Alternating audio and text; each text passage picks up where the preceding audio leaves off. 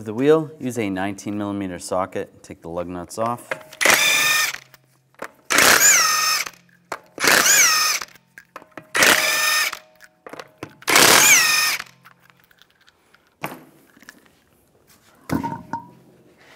Before I take the caliper off, I want to loosen up the brake hose banjo bolt. Use a 11mm socket. Just want to break it free, and then I'll just snug it up again. It'll just be easier when trying to take it off later, just so it's not dripping. That's good. Now we're going to take the caliper off. Use a 10mm socket. Take these two caliper bolts off.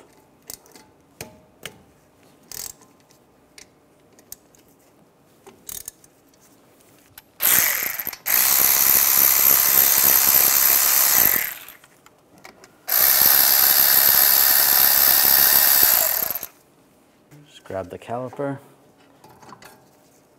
and slide it off.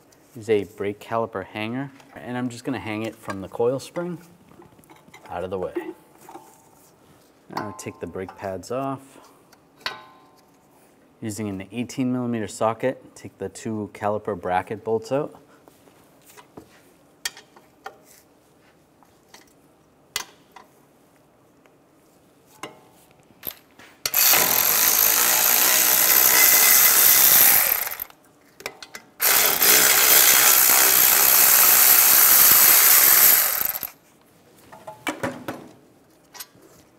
And slide the bracket off. Now we're going to separate the caliper from the caliper bracket. Use a 14mm socket. Take these bolts out.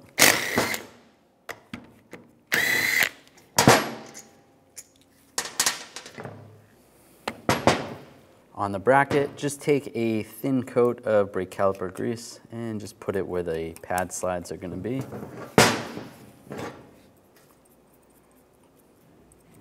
That's good right there. Now slide the bracket in place, take the bolts, put the bracket bolts in.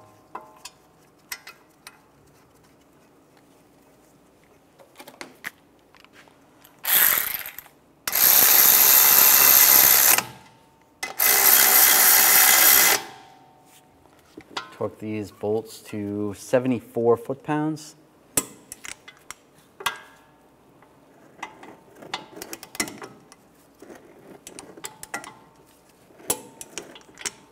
Put the brake pads on.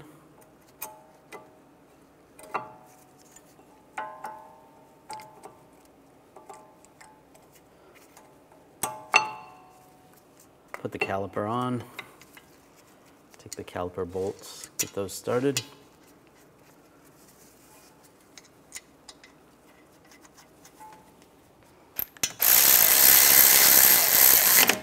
Tighten those down.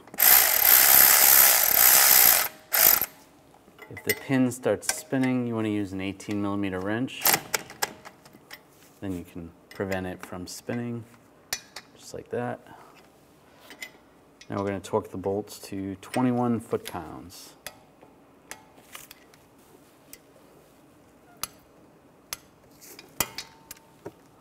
Now we're going to take the brake hose off of the caliper.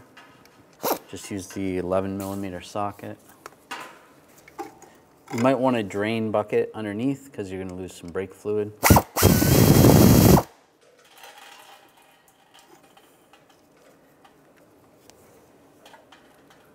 I'm going to take the seals off the old one. You can just hold the seal with a pair of pliers and then unscrew the banjo bolt.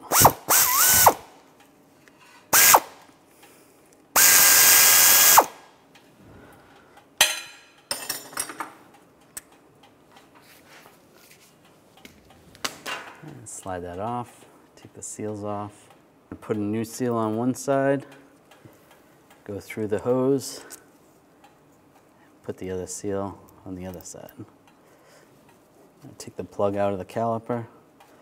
You want to do this pretty quickly. You don't want to lose a lot of brake fluid, or it's just going to be harder to bleed the system later. You can also make sure your master cylinder is topped off before you do this.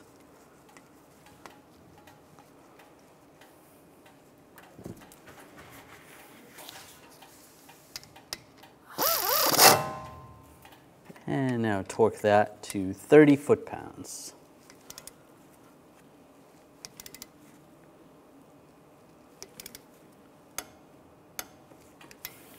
Now I'm going to open up the bleeder, just take the little cap off. You can just use a pick or a screwdriver. Now I'll open up the bleeder, just use a 11mm wrench, loosen that up a turn.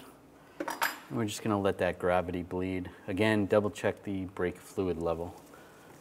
Now we can remove the old caliper. And it's starting to drip out. Make sure, again, you top off the brake fluid before you start bleeding them. What I'm going to do now is close up the bleeder, and I'm going to use an assistant to pump the brake pedal while I have this closed, and then we'll open it up and get any more air out of the system that's in there.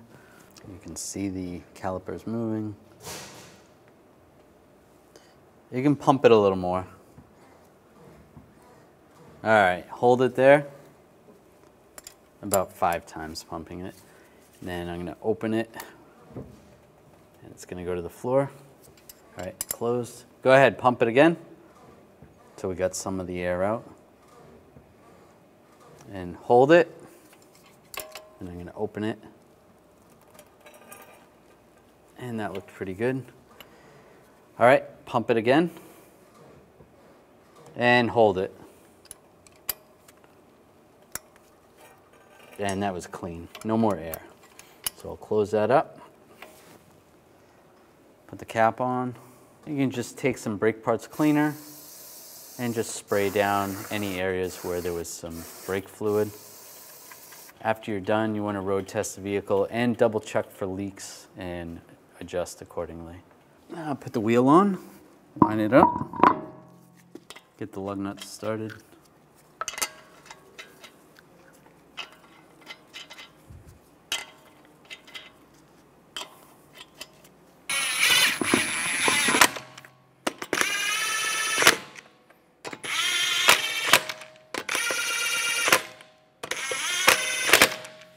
Now I'm going to torque the lug nuts down to 100 foot-pounds in a cross pattern to tighten the wheel down evenly.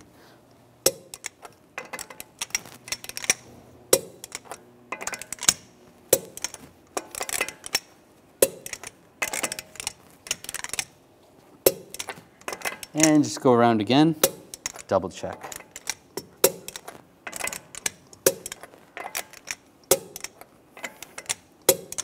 After you're done, you want to pump the brake pedal. There's going to be a little bit of an air gap between the brake caliper piston and the brake pads. So just pump that. That's good. Now you want to check the brake fluid level. Clean off the cap with a rag. And on the cap it should say what type of fluid to use and adjust accordingly.